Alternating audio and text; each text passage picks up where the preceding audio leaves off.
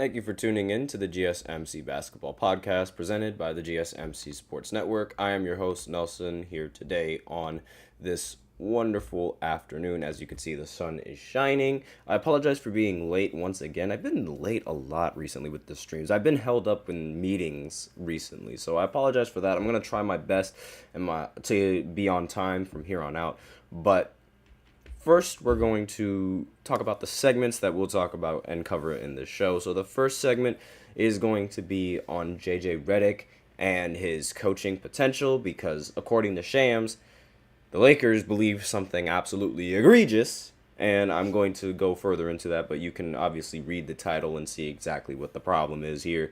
Then in the second segment, we're going to talk about the All-NBA rookie teams that were just announced because, they're all rookies, and it's very interesting to see who got chosen for the All-NBA rookie teams and who didn't get chosen for these teams. So then in the third segment, we're going to talk about why Caitlin Clark has been struggling in these few games, why the team is not in the spot where people expected them to be in, all sorts of things like that, as well as my opinions on what needs to be improved for the team and everything else of that nature. But then in the fourth segment, we're going to do a quick conference finals preview since the game between the Celtics and the Pacers start tonight. Hopefully, the Celtics can hand the belt to the Pacers, but we'll see about that. We also have a special fifth segment towards the end of the fourth segment. I'm going to reveal it, so stay tuned for that. Before I begin, however, I'd like to remind everybody to please remember to use the link in the description to get your comments recognized, or the link displayed below the ticker on every single show segment. The link is gsmcpodcast.net. It really helps the show, makes the show much more interactive between myself and you guys. Once again, the link is gsmcpodcast.net. And with that out of the way, let's go right ahead and talk about JJ Redick and his coaching potential. So, this isn't me. I just want everyone to know this headline was not my idea whatsoever. This was the Los Angeles Lakers. Now, the hype train, it's happening again in the offseason. We see it every single time with the Lakers. They always hype up every single potential, whether it be coach, whether it be a player, whether it be, a new executive. It doesn't matter. All I know is that they always hype up new acquisitions to their organization. JJ Redick is no exception. According to Shams, this is not me, the Lakers reportedly think JJ Redick has Pat Riley-like potential. And I just cannot help but laugh, giggle, and be absolutely sick to my stomach, mad. I feel every single emotion I'm surprised I haven't thrown up yet. Like, Pat Riley-like potential? Are you serious? The man has zero lick of coaching experience in his life, and he also has zero experience winning a championship. What on God's green earth makes you even think about this? What on earth makes you think that this is somewhat accurate? Pat Riley-like potential. Pat Riley has 9 rings on his fingers. And you're telling me that JJ Redick, a guy that hasn't even come close to winning one, has the potential of being a good coach like him, a good GM like him, or like whatever type of position they want? I mean, Pat Riley, he has a ring as a coach, he has a ring as a GM. He's just he's one of the lords of basketball, if anything. Like, the Lord of the Rings, if anything. Like, aside from, Bill Russell, that's his nickname, I believe, the Lord of the Rings, since he does lead the NBA in total champions. Or maybe it's Phil Jackson. Now that I think about it, who do we think deserves that? That's a very good question. Who do we think deserves that nickname, the Lord of the Rings? Do we think it's Bill Russell? Do we think it's Phil Jackson? Or do we think it's Pat Riley? Who deserves that title of being called the Lord of the Rings? Because when you think about it, Bill Russell has the most rings as a player. Pat Riley has the most rings in multiple rings in different types of positions as a GM and as a coach and so on and so forth. And then there's Phil Jackson, who has the most rings ever as a coach, as well as 2 more rings as a player. So who do we think deserves the Lord of the Rings title? But aside from that, JJ Redick as the having Pat Riley potential, I think that is just gassing him up egregiously. Like, that is just pushing the hype as far as you can push it. I mean, that is a very, very bad take, in my personal opinion. And from what I know, the Lakers have recently interviewed JJ Redick, like, for the head coaching position, as well as several other people to be considered as the head coach. But a lot of people thought that the reason why JJ Redick was a front runner is because he has a podcast with LeBron. However, LeBron and JJ Redick have not been in any kind of conversation about being the new head coach. Now, the Lakers, they interviewed Borrego and Cassell as well, Sam Cassell as well, who is, and Sam Cassell right now is the assistant head coach of the Boston Celtics, and James Borrego is the Pelicans associate coach. So all of these, and then there's obviously JJ Redick, who is not a coach but a retired NBA player that just so happens to have a podcast with LeBron James. So the Lakers officials, they also plan to meet with the Denver Nuggets assistant head coach, David Adelman, Minnesota Timberwolves assistant Mekhi Nori, and the Miami Heat assistant Chris Quinn to fill in the spot for the Lakers. Now, the franchise is infatuated with Redick's coaching potential, and this is just wrong.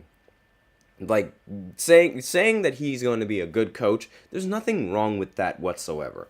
But comparing him to someone like Pat Riley is just a crime in of itself. Like, Pat Riley should not be taken lightly. Like, that's not a name that you can just throw around. I understand that Miami Heat fans, like, they're not a big fan of Pat Riley for some reason. I don't know why, but he's legendary and he should be respected. So throwing JJ Redick's name there as if he's going to even reach the potential that Pat Riley has reached is not good. That is just a very bad take in my opinion. I mean, I can't stand it. Like, that made me cringe incredibly hard. And I'm not saying that he is going to be a bad coach. I mean, I have no idea like what his potential as a coach is. I'm not saying that he's going to be like really bad, because from what I hear on his podcast with LeBron, he seems like he has a very big brain when it comes to these things.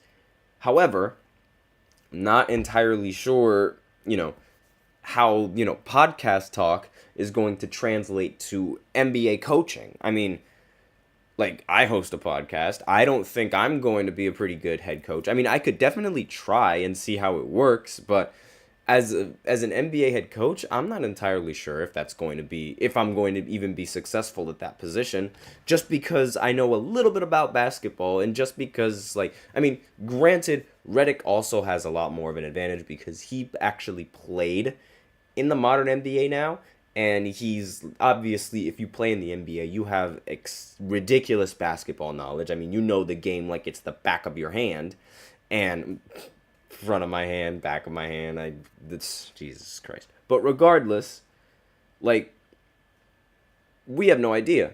Like, we've seen several, like, for example, Steve Nash. Steve Nash was a phenomenal basketball player. He was a fantastic point guard. He was a great shooter. He was a great passer. He was a great playmaker. He was a very, very good point guard, and not even very good. He's a Hall of Fame point guard. I need to put more respect on Steve Nash's name.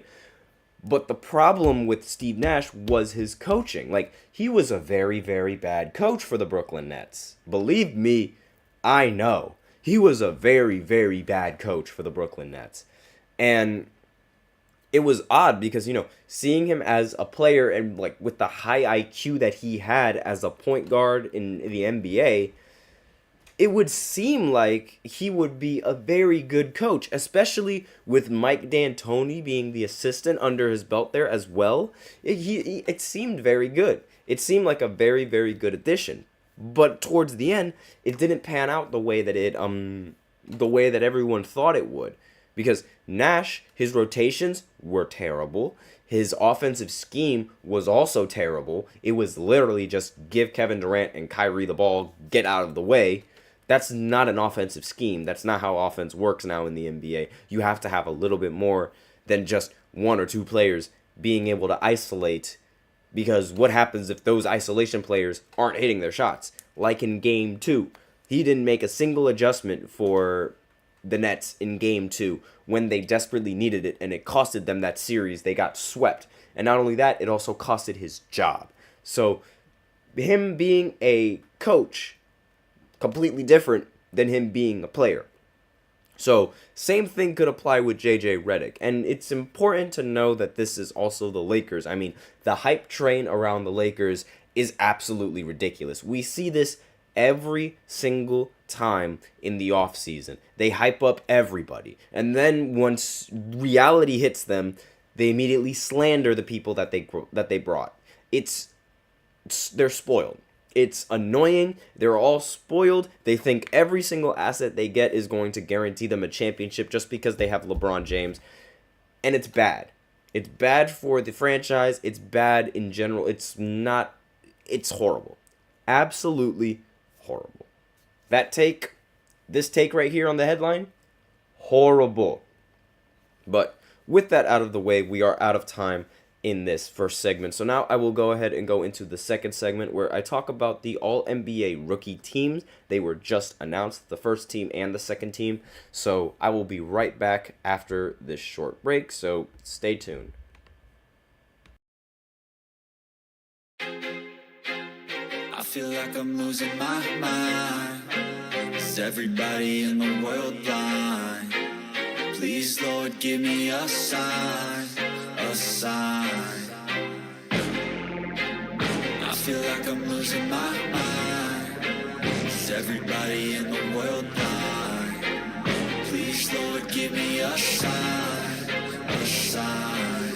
I wanna be the greatest. Everybody on the fake shit. I look around and feel like everybody is the fakest. I make this every day and I'm impatient, hoping one day I blow up from the basement. Statement, the top is so vacant. I don't hear shit that I think is amazing. Waiting for my day when I'm playing sold out shows for 1,000 faces. Hey, give me that crown, get in my way and to be put down. It ain't your place, all this my town. If I want that shit, then I'll get it right now. I'm losing it, the noose it fits, some losing shit, a stupid myth. You choose to live or choose to dip, you choose to fight or lose your grip and lose a gift. I feel like I'm losing my mind. Is everybody in the world blind? Please, Lord, give me a sign, a sign. I feel like I'm losing my mind. Is everybody in the world blind?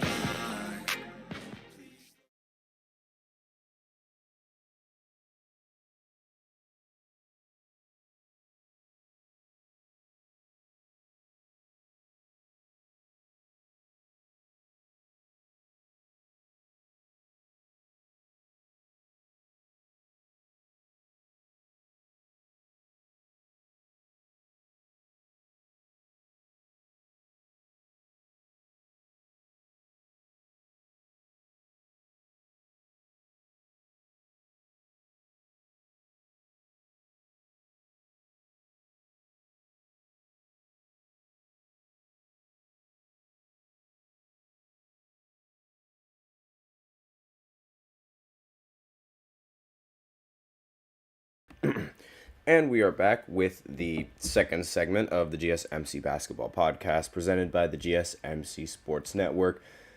And in this second segment, we are going to be talking about the All-NBA rookie teams that were just announced. But before I begin, I'd like to remind everybody to please go ahead and hold on just a second while I pull it up. I'd like to remind everybody to please go ahead and use the link in the description to get your comments recognized, or the link displayed below the ticker on every single show segment, The link is gsmcpodcast.net. It really helps the show, makes the show much more interactive between myself and you guys. Once again, the link is gsmcpodcast.net. And with that out of the way, we can go right ahead and talk about the All-NBA rookie teams that were just announced. So I'm going to go ahead and quickly try and pull up the All-Rookie first team in the images real quick. And nope, it's not entirely working, so that's always fantastic. Hold on just 1 second while I figure out how to get this to work. All right, there we go. All right, fantastic. So this right here is the All-NBA rookie first team. I can't speak English now for some reason. Good Lord. The NBA All-Rookie first team. Jesus.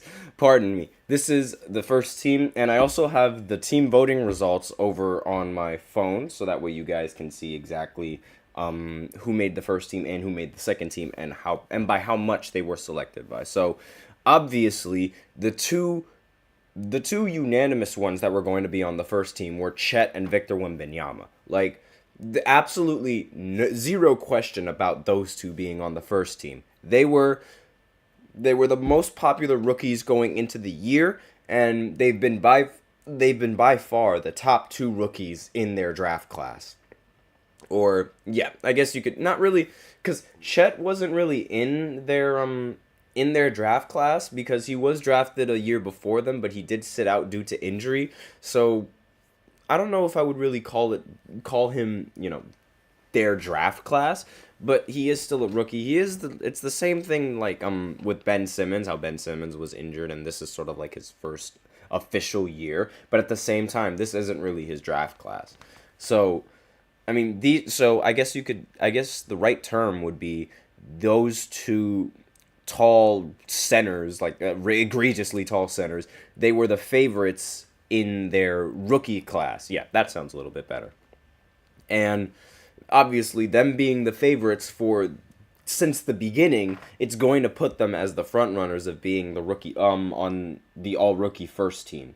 So they both had 99 first place votes, and obviously 99 people voted, therefore making this unanimous.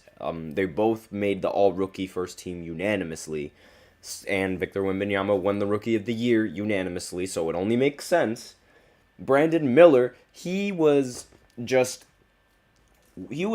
one vote off of being he had 97 first place votes and just one second place vote.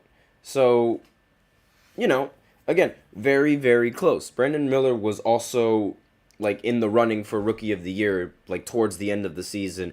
He was in the top 3. He was actually like 3 exactly because, he wasn't going to be able to surpass Chet.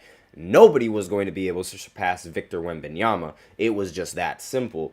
And Jamie Jacquez Jr., he was also another favorite for the rookie teams, and like as a rookie for the Miami Heat, he was actually a very important piece for the Miami Heat in a lot of their winnings and a lot of their games that they played. He has a very solid bag for being somebody that's came out undrafted. It's very funny how the Miami Heat have so many players that come out undrafted and just immediately become a star. And let's see. So next for Golden State, it's Brandon. I'm trying to figure out how to pronounce that last name. Podziemski. There we go. I mean, forgive me if I botch it. A lot of these names are very, very difficult to pronounce. But Podziemski for Golden State. And not to mention, I don't really watch Golden State games that much, so I haven't really been able to see his... I mean, I've seen him play, and I know just how good he is. He's one of the best hustle players in the NBA, along with Josh Hart, who everyone knows Josh Hart's hustle and his rebounding prowess. I mean, I don't really have to explain that. But that was this is the all-rookie first team, and Podziemski, he ended up getting 64 first-place votes for the first team. Now, for the second team, I'm not entirely sure if they They do have the second team just lower down here. Okay, so I might as well just use this image as well. So for the second team, Derek Lively from Dallas, he ended up getting 26 first place votes, but 67 second place votes. So just saying, the first place votes are worth 2 points, while the second place votes are worth 1 point. So it adds up to 119 total points, therefore putting him in the all-rookie second team. Amen Thompson on Houston, he got second. He got chosen, and he has 100 total points in the voting system. Keontae George from Utah, he also was added onto the second team, and he is the only rookie that has been able to beat Victor Wembanyama in some sort of statistical category. Now, what I mean by that is, amongst rookies, Victor Wembanyama led in points per game, total points, rebounds per game, total rebounds, steals per game, total steals, blocks per game, and total blocks as a rookie and amongst rookies. And there's only one stat that he didn't lead the league in amongst rookies, and that was assists. And Keontae George was the guard that was able to average the most assists and get the most total assists towards the end of the year. And for a majority of the entire year, he was leading the rookies in assists. That was the only stat that Victor Wembanyama couldn't capitalize on in terms of leading all rookies. And even then, he was still in the top 3. So, just goes to show you how valuable and how good Keontae is. Now, next is Cason Wallace. He received 63 second place votes and 2 first place votes. So not bad whatsoever. And then there's G.G. Jackson II, who is the youngest player in the NBA right now, and he received 33 second place votes, which isn't really bad. I mean, credit to all these rookies. They played very well. They had a very good rookie season. One thing that I am incredibly surprised about, however, is that Scoot Henderson did not get selected for a single rookie team. He did not get selected at all. Did not even get considered to be part of any of the first or second team rookies. And it's kind of ironic, and it goes to show just how much the fans really know about basketball. Because earlier in the beginning of the season, everybody was hyping up Scoot and saying, "Oh, Victor Wembanyama, he's going to be a bust, and Scoot Henderson has a very solid chance of being a better player than Victor Wembanyama." Like, it was all of this dislike and hater stuff towards Victor Wembanyama that they were literally willing to hype up somebody who's just became irrelevant. I'm sorry to say, but Scoot was one of the most overhyped prospects I've ever seen in my entire life, and he didn't do anything for the Trailblazers. If anything, they became worse when he got on the team. And obviously, I'm taking that with a grain of salt, but he wasn't any kind of impactful for the Portland Trailblazers. And the fact that people actually thought that Scoot was going to be a force that could rival Victor Wembanyama, it makes me laugh at how badly everybody wanted to see Victor fail. And I don't understand why. Because I understand, a lot of people are a little bit jealous of the fact that he's 7'4" and it makes life easier for him. But you got to be good at that height. I mean, there's so many tall players that that weren't able to do anything with their height in the NBA. Not to mention, Scoot, seriously, we're putting him over a prospect like Victor, just to start, and it really got me upset at the beginning of the season. But that's the All-NBA rookie team, and first and second team. So with that, we are out of time for the second segment. So now I will go ahead and go into the third segment, where I shift my focus to WNBA and talk about Caitlin Clark and her struggles with the Indiana Fever. I recently went to the Liberty game against the Indiana Fever, so I will talk about that just a little bit and sort of give my thoughts on the problems that Caitlin is having, as well as the team, because there's a lot to unpack here. So I will be right back after this short break. Looking for your daily fix of sports talk without having to pay for it? GSMC Sports Network is available on YouTube. Just search GSMC Sports Network. Get your fix of daily sports talk shows on YouTube, absolutely free. NFL, college football, NBA, MLB, MMA, UFC, fantasy football, and so much more. GSMC Sports Network has shows running all day long, with new sports shows starting every 2 hours. Just like on your favorite cable sports channel, except GSMC Sports Network is absolutely free. Just search GSMC Sports Network on YouTube to catch one of your new favorite shows, like the GSMC College Football Podcast, Chip Shot Football Podcast, Hoops and Heels Women's Sports Podcast, GSMC Basketball Podcast, and so many more. Check it out for yourself. GSMC Sports Network, now available on YouTube absolutely free. Search GSMC Sports Network on YouTube right now.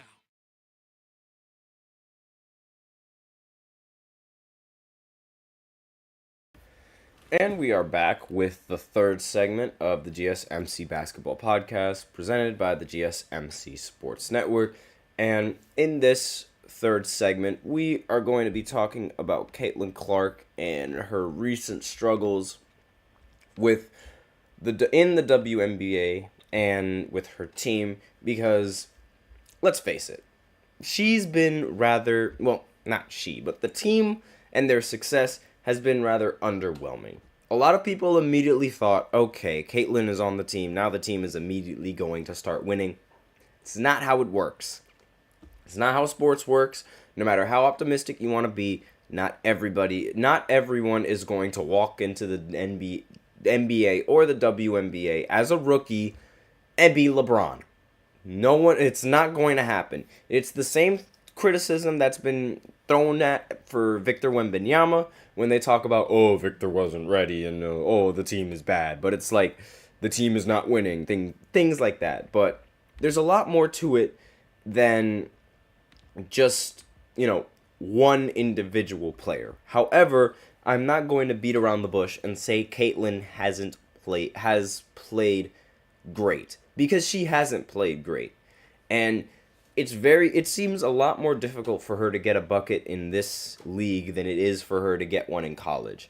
And it genuinely makes sense. I mean, you're going up against the best of the best with women athletes. And obviously, the defense is going to be a lot tougher on you than it is in college. Because in college, there's going to be some players that allow you to get away with certain shot attempts. In the WNBA, that is not going to happen. Or even in the NBA or in any kind of big leagues, it's not going to happen. The main difference between the big leagues and the smaller leagues is that you're going against the best of the absolute best in the respective sport that you're playing in.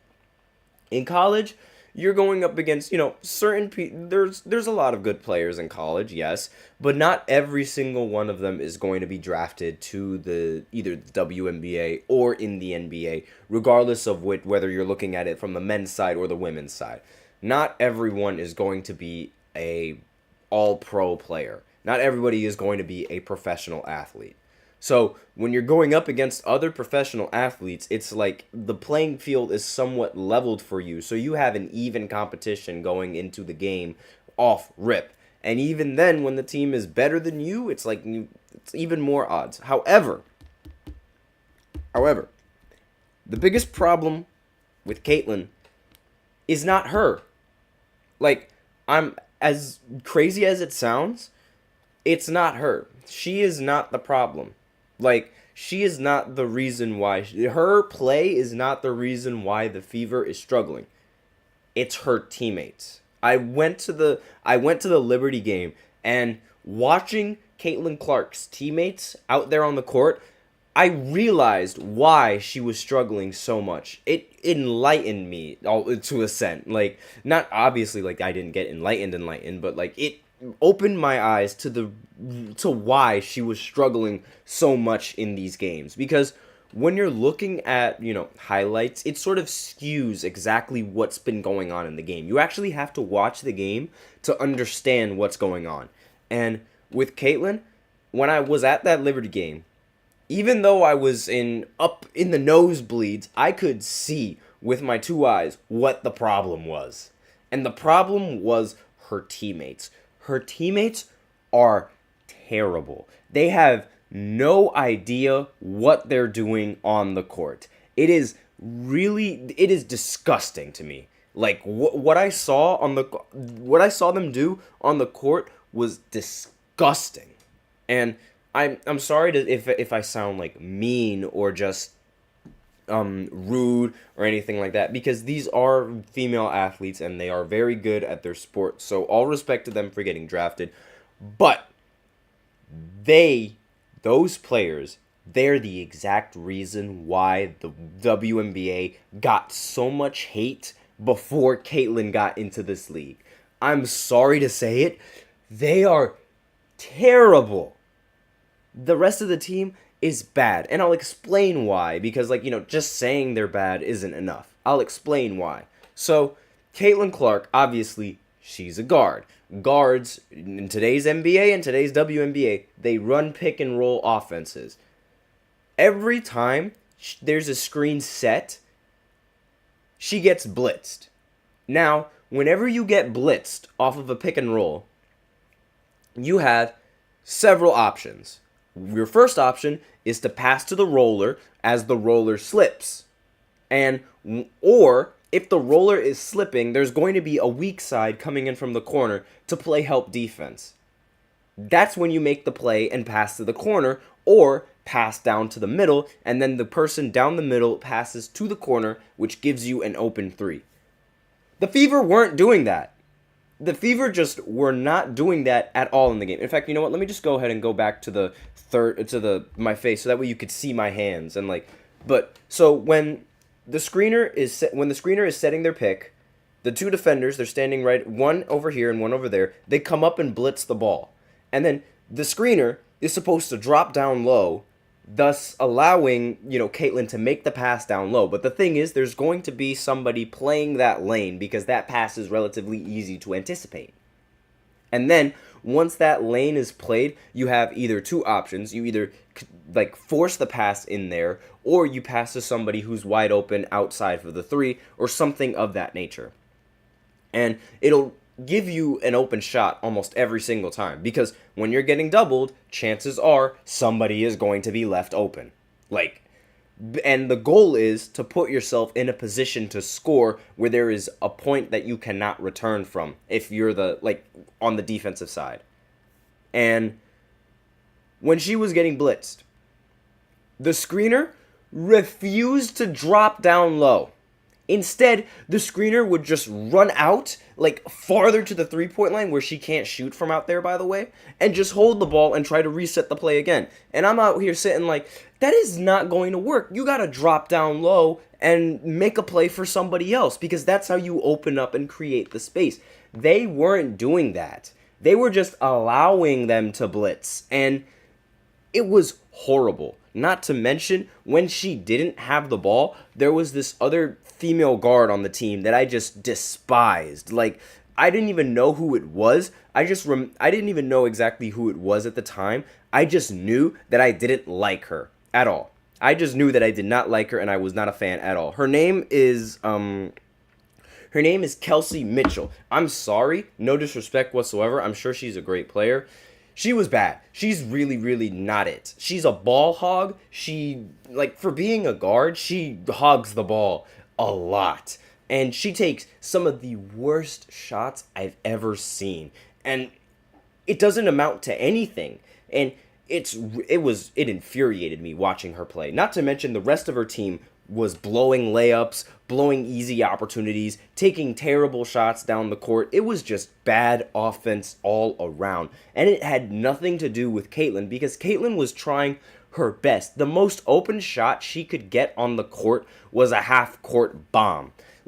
That's the most she was going to get in an open shot. And she had to take it. And honestly, a couple of them went in, which was very surprising to me. But the Liberty are also a very, very good team, and they played very well in that game against the Indiana Fever. But regardless, the Fever could have still made the game competitive had they done something a little bit more simpler, like, as to stopping their blitz. They just had no game plan to stop their blitz, and it didn't make any sense to me, because all you had to do was drop down low and then have one of your shooters, and then kick the ball out to one of your shooters off the screen. The screener wasn't dropping down low. Like, it was so bad to watch, and I really dislike, like, talking like this, because it makes me seem a little bit ignorant, saying that I know more about basketball than female athletes.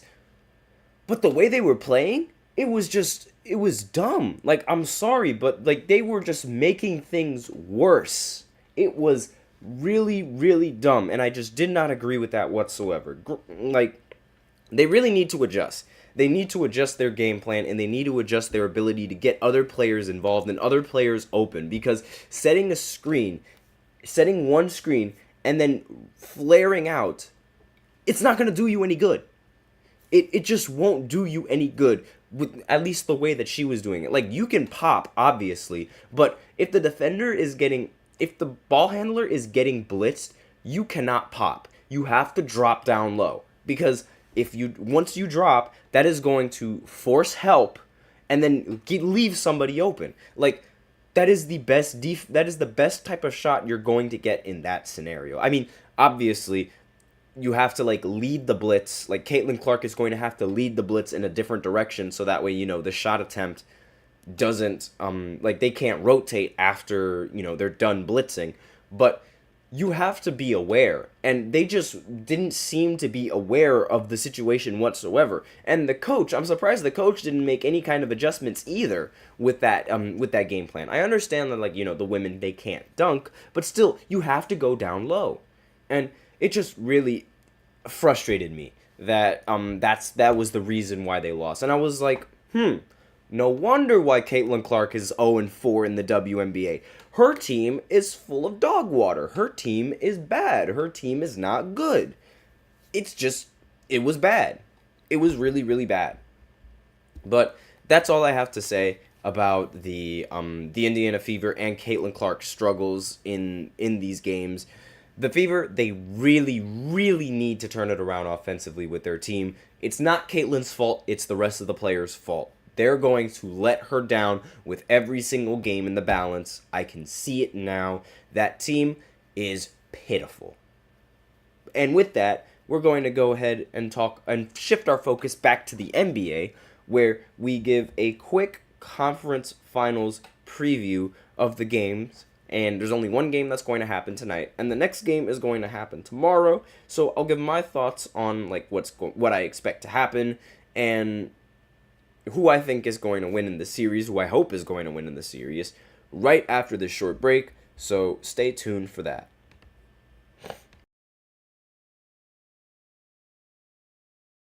For the best and latest podcasts available anywhere, go to the podcast app on your cell phone and type in GSMC to access free content-rich podcasts on health and wellness, book reviews, sports, entertainment, relationships, social media, movies, technology, finance, and even weird news. Subscribe and download the GSMC Podcast Network's family of shows, available everywhere podcasts are found.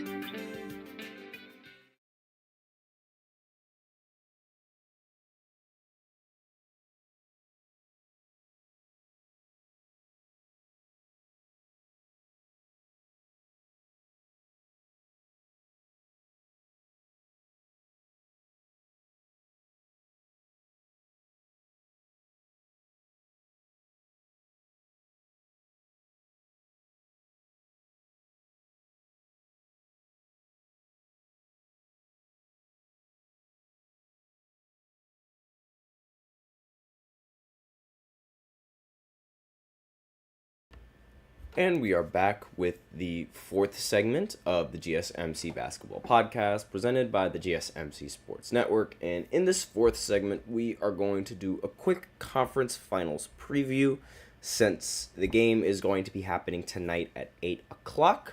Well, the games are going to start tonight at 8 o'clock, and then there are obviously every other day there's going to be game, like, so today is going to be the Boston Celtics, and tomorrow is going to be the Dallas Mavericks, and the next day is going to be the Boston Celtics, and the next day it's going to be the Dallas Mavericks, and so on and so forth. You guys get the idea. Apart from when there's most likely going to be a break, I believe. Let me just make sure that I'm right.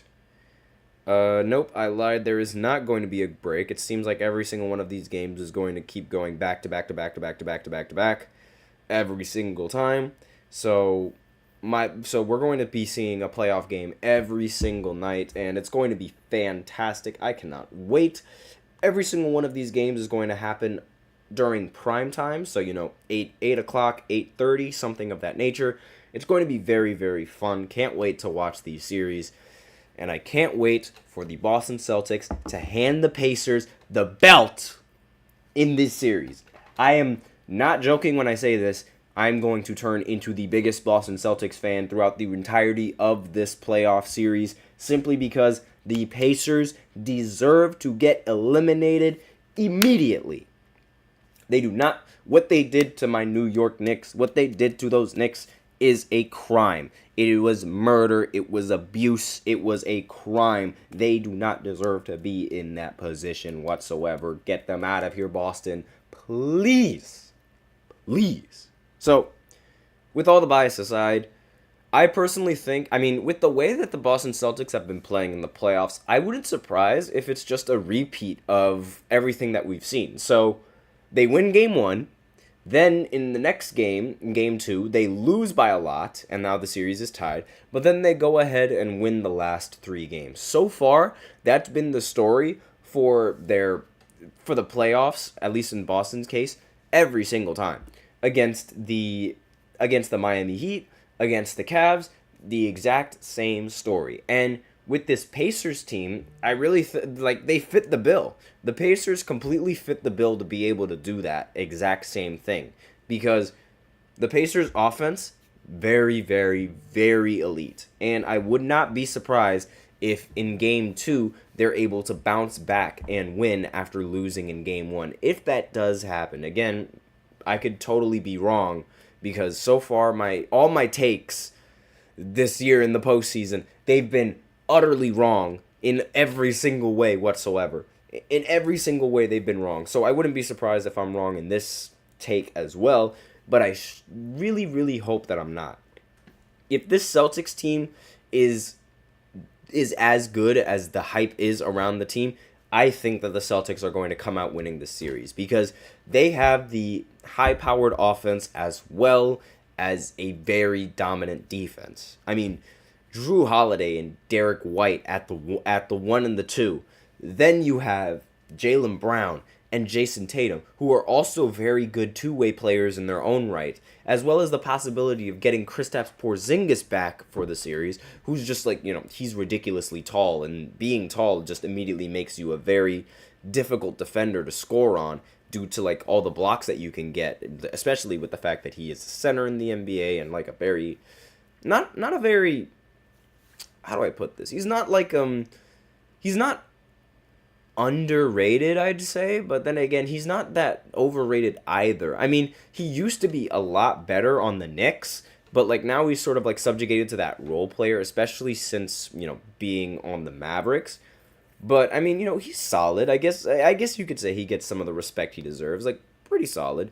But as a team, their defense and their offense is elite, and their offense could be on par with the Pacers, especially since they shoot a lot of three-pointers. The Celtics team, they live and die by the three. But I think the biggest difference and the biggest X factor for this team against the Pacers is going to be their defense. And the Celtics, they absolutely cannot let up on the defensive side of the ball. They absolutely cannot. They have all the perimeter players that they could possibly ask for. All they have to do is put enough effort on the defense to slow the Pacers down just a little bit, and then the offense will come. They have to match their pacing, and they also have to match their pacing on the defense. They have to get back on defense as quickly as possible. And the best part about it is that this team is a team that could switch on and off the ball very, very easily. these guys know how to handle switches. These guys know how to play help defense. They know how to get steals. They're an incredibly competent team defensively. And they're going to need every single ounce of defense they could possibly get, every single effort on defense they can get to stop this Pacers team. I want this Pacers team in jail. I want them strapped. I want them clamped up in this postseason. And this Celtics, they can do that. They can 100% do that against this team. And not to mention, the rotations that they have are also slightly better than the Knicks. Just slightly. Not entirely better, but just slightly. Just because, the Knicks, they play their starters for 40-some minutes, and that takes a toll on their stamina, which thus takes a toll on the energy that they have defensively. So the fact that the Pacers are able to have a pretty decent rotation means that a lot of these players are still going to have enough stamina to be able to play both offense and defense. Now that's game one. Now the next game is the Mavericks and the Timberwolves. This is one of those series where I actually have no idea which team is going to win. It could honestly go either way, but I feel like the Timberwolves have a much better chance just because of the Timberwolves and their defense. They were able to hold Jokic and Jamal Murray to a relatively inefficient shooting performance in Game 7. And they've shown that they've been able to adjust to any kind of offense that the Nuggets were throwing at them. So, with that in mind, I feel like their defense is going to be just enough to be able to weasel their way out of this series. I mean, obviously, it's going to be very, very difficult to guard Luka Doncic and Kyrie Irving. But Anthony Edwards, he's also a pretty competent defender, while at the same time having other competent defenders on his side, especially Rudy Gobert and Naz Reid, be able to impact the team in a certain way. Now, the only problem is Luka, and that's really the X factor, because Luka or Kyrie Irving, they could go off on any given night. And if Anthony Edwards is going to check Kyrie, because Anthony Edwards, he did say he was going to, guard Kyrie. If he's guarding Kyrie, who's going to guard Luka? And if Anthony Edwards is going to guard Luka, who's going to guard Kyrie? It's very difficult for me to really understand or to scale exactly who's going to win in this series. And I mean, Luka could he could find his shot. He hasn't even been playing very well in this postseason, or at least let me rephrase that. Luka's been playing very well in this postseason, just not as good as we're used to seeing him play. Meaning, there is a possibility that he has a lot more left in that tank, and he can find his shot, he can find his offense rolling, and if he gets rolling, there's nothing that can really stop him. I mean, we've seen him cook Kawhi Leonard and Paul George. Only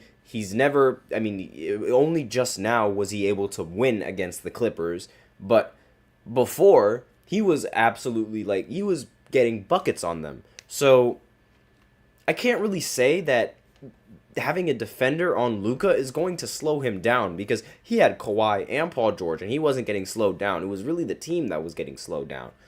So, it could really be a toss-up in this series, in my personal opinion. I mean, I have this series going to 7 games. In all honesty, I think this is going to 7 games, but on the Celtics side, it's going to go to 6, or maybe even 5. I do not see that series going to 7 games. The Celtics, they need to hand the belt to the Pacers immediately. But that's all I have to say about this 4th segment. So now I will go ahead and go into the 5th segment. Since we were talking about the Denver Nuggets, I might as well go ahead and talk about their chances on running it back. And that's going to be the 5th segment and my opinions on that. And I'll be right back after this short break, so stay tuned.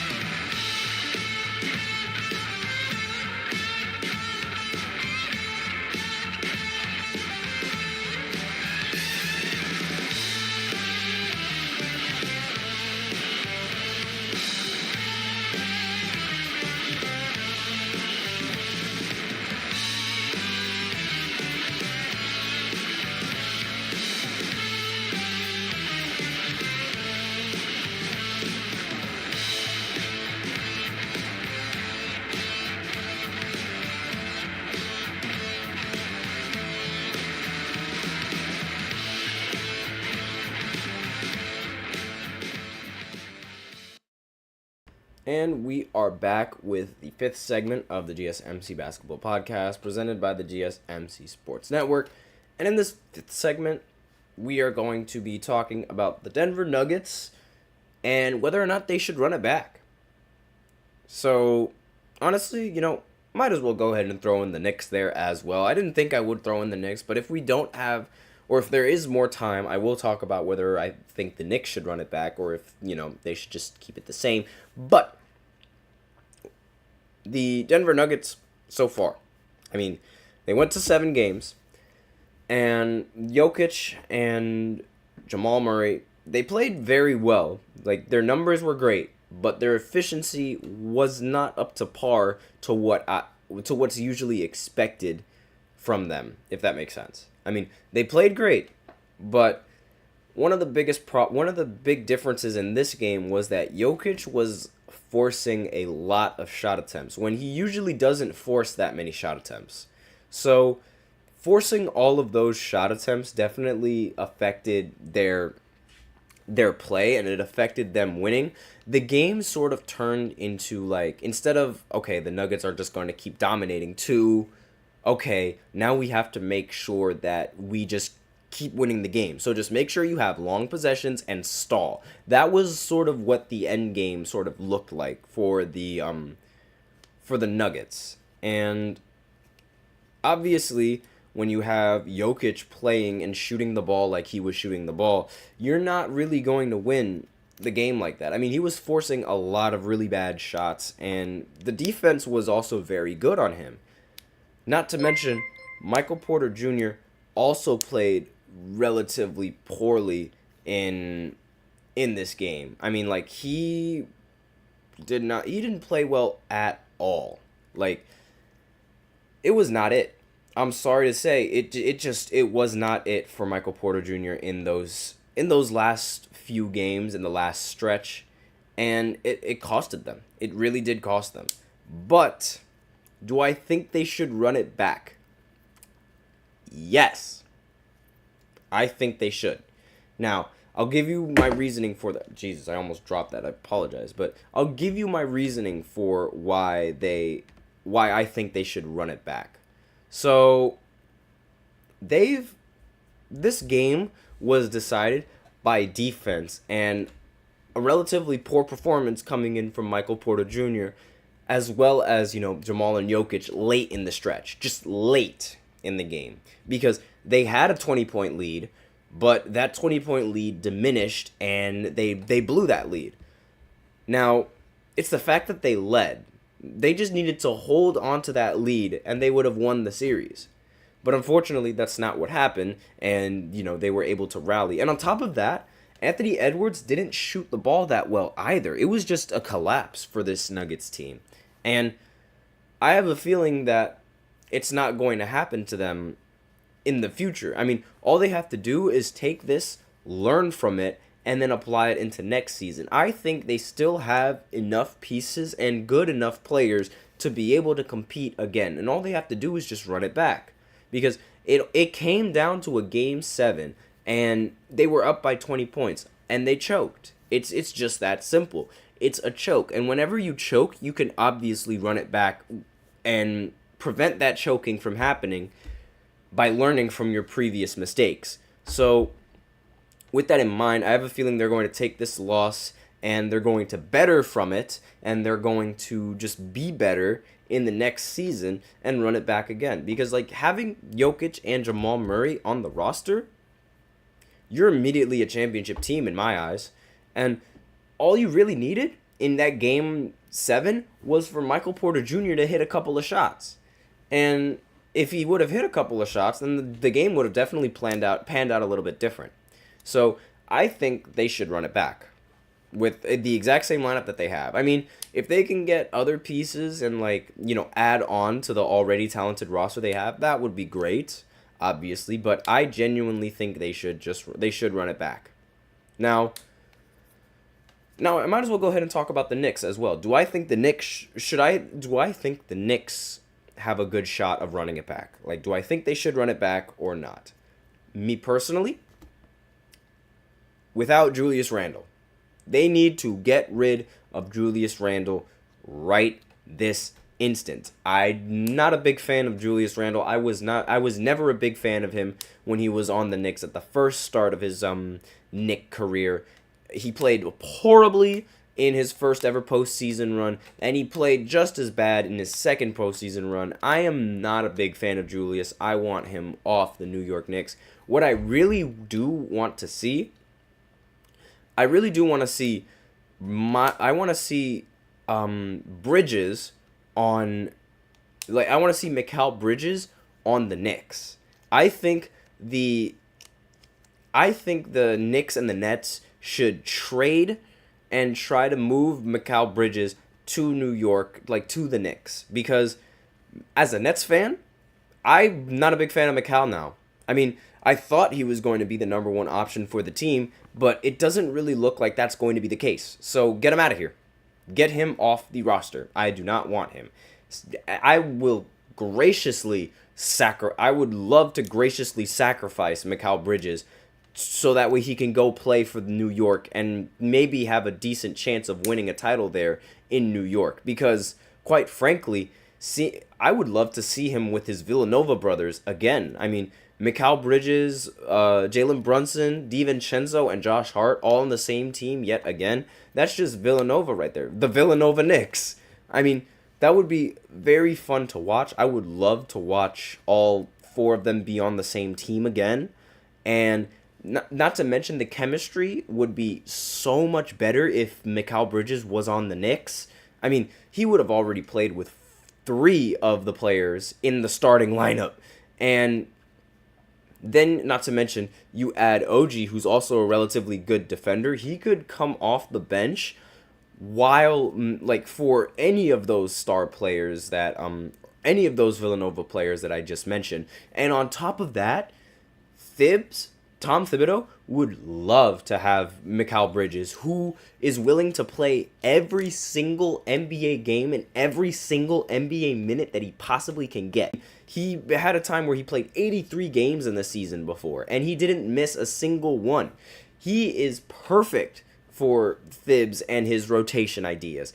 Absolutely perfect. And on top of that, he doesn't get injured as much. As much as Julius Randle gets injured, he knows how to protect, Bridges knows how to protect his body a lot better than Julius Randle. So I think if Mikal Bridges joins the Knicks, it would be a match made in heaven. Now, the biggest problem for them, obviously, would be, who to trade for, to gain, because the Knicks would have to give up a lot of pretty valuable pieces just to get Mikal Bridges. But honestly, since it is the Brooklyn Nets, I wouldn't be surprised if they mess up this trade and, the Knicks get Mikal Bridges for, pocket change or something like that. Would not be surprised if that's the case whatsoever. But I wouldn't mind sacrificing Bridges just for, the chance of a New York team being good. Would not mind that in the slightest whatsoever. And a lot of people, they question, why is it that you like the Nets and you like the Knicks? Aren't they supposed to be rivals? Technically, yes. But none of them are really affiliated with my state, if that makes sense. I mean, the only reason why I am a Nets over Knicks fan is because the Nets used to be New Jersey.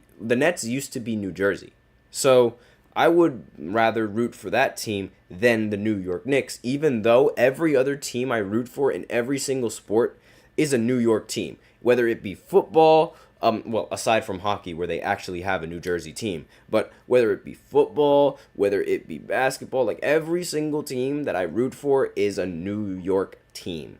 And I don't see a problem in rooting for both of them.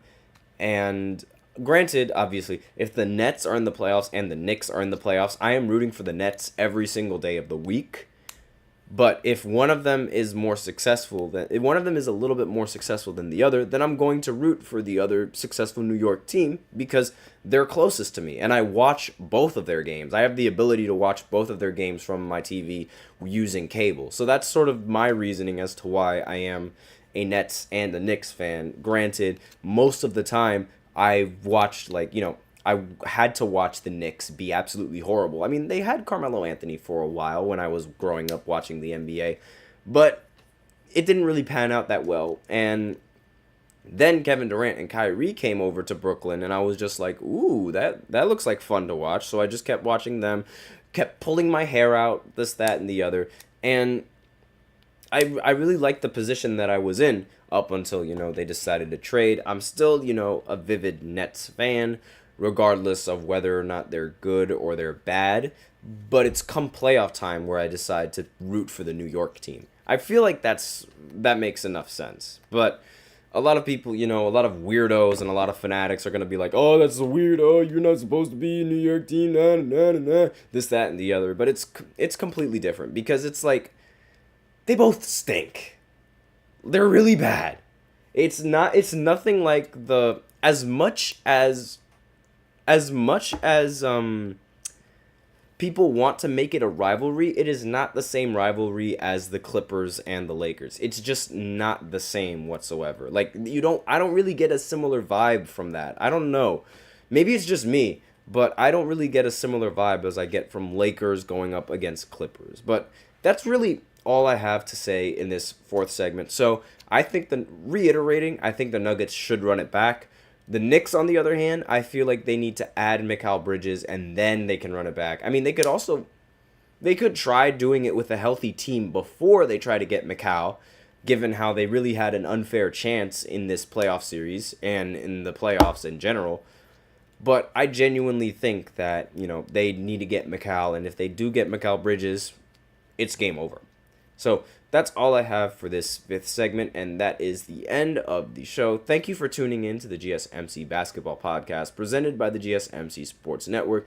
Your support means a lot to us, so please remember to subscribe to the show, leave a positive review. It really does make a difference. We also invite you to follow us on Facebook, Twitter, TikTok, and Instagram for more content and updates. And as usual, please remember to use the link in the description to get your comments recognized, or the link displayed below the ticker on every single show segment. It's gsmcpodcast.net. It really helps the show, makes the show much more interactive between myself and you guys. That is all I have for you guys today in this show. Thank you so much for tuning in. I am your host, Nelson. And as always, take care.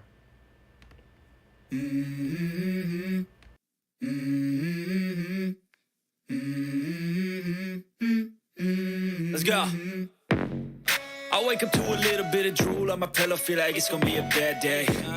Yeah, I'm tired of shit, and the coffee ain't hit yet, damn it.